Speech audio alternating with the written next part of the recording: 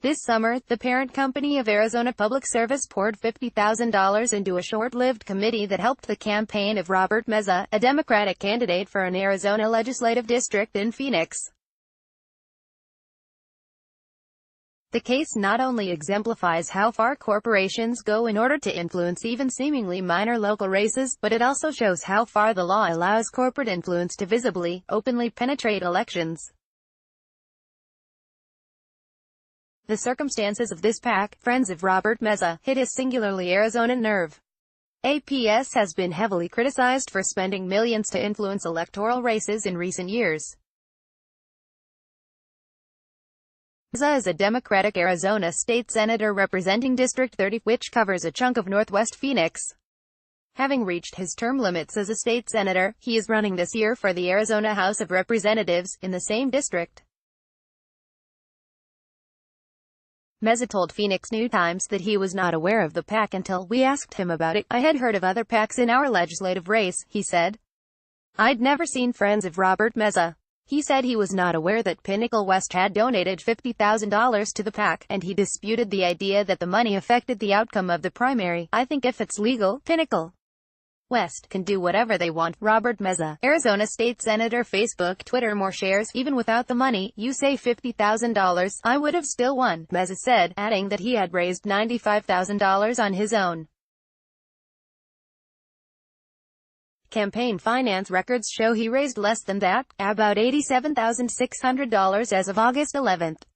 "I guess they back certain candidates," Meza said of Pinnacle West.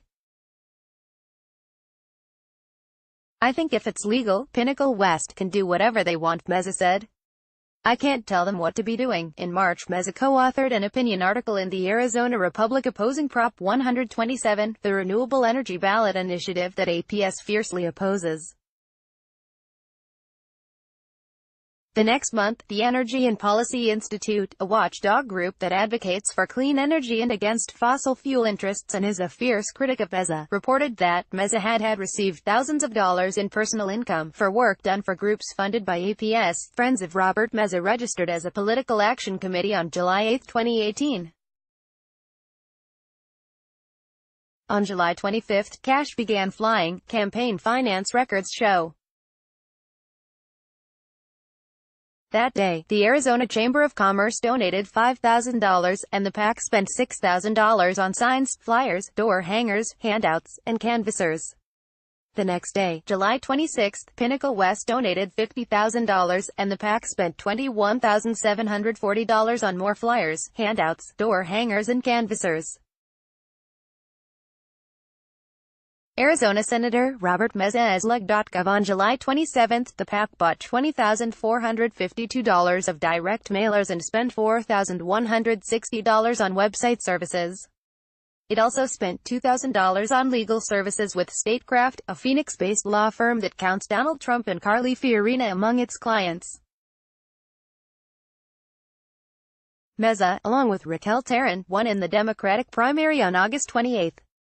Meza received 3,898 votes, 31.8%, Taryn took 3,690, 30.1%, and the next closest candidate, Bill Brotherton, received 2,342 votes, 19.1%. The treasurer of Friends of Robert Meza is Mario Diaz, a lobbyist who is advising Governor Doug Ducey's campaign for re-election this fall. He declined to answer questions, instead referring New Times to Corey Langhofer, an attorney with Statecraft. "There's nothing unusual about this," Langhofer said. 6 or 8 years ago, this really would have been something, but now there's nothing illegal or even unusual about this. The $50,000 question, in these kinds of cases, is whether the candidate coordinated with the PAC or the donor. Coordination is illegal, because otherwise, PACs could be used to skirt limits on campaign contributions, set at $5,100. "I have absolutely no reason to believe that there was coordination on this campaign," said Langhofer. Some direct donors to Meza's campaign, separate from the PAC, have ties to APS. Several of them are people associated with Veritas, a lobbying firm that works on initiatives like Arizonans for Sustainable Energy Policy, to which Pinnacle West has contributed $3.2 million. Wendy Briggs, a partner at Veritas, donated a total of $450 to the committee to elect Robert Meza.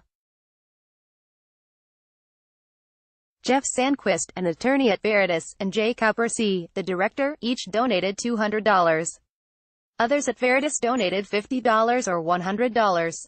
Another noteworthy donor, Donald E. Brandt, the president and CEO of APS, who donated $200 to Meza's campaign in 2018. Brandt has contributed to other politicians as well, including Governor Doug Ducey and Debbie Lesko, the Republican congresswoman running to keep her newly acquired seat in Congressional District 8. This year he has also donated relatively small amounts, typically around a few $100s each, to over a dozen candidates for the Arizona Senate and House of Representatives. Friends of Robert Meza is a single-candidate PAC. As the name suggests, these kinds of political action committees are dedicated to supporting or opposing one candidate. At the federal level, such PACs are par for the course. So far this year, 211 single-candidate super PACs have spent more than $58 million in the United States, according to data from the Center for Responsive Politics, a nonpartisan nonprofit that tracks money in politics. In 2014, the last midterm election year, 105 single-candidate super PACs spent more than $55 million on federal elections. It's not uncommon to see super PACs created to support a specific candidate in a primary, said Andrew Mayerson, a researcher for the Center for Responsive Politics. In federal campaigns, it's also not unusual for those to be funded by one big donor, he added. It is a lot of money to spend in a legislative race, especially a primary. Thomas Collins, Arizona Clean Elections Commission Facebook, Twitter. More shares, but in Arizona, the single-candidate PAC scene is different. I don't think I've seen too many of them in Arizona thus far, said Thomas Collins, the executive director of the Arizona Clean Elections Commission. It is a lot of money to spend in a legislative race, especially a primary, he added, referring to Friends of Robert Meza. Even legal contributions can undermine public trust in government, he said. I think it is unrealistic to expect the public to believe that such generous expenditures on behalf of a candidate by a single entity are not going to have some impact on the candidate, Collins said. It makes clear that Pinnacle West wanted him to get the nomination.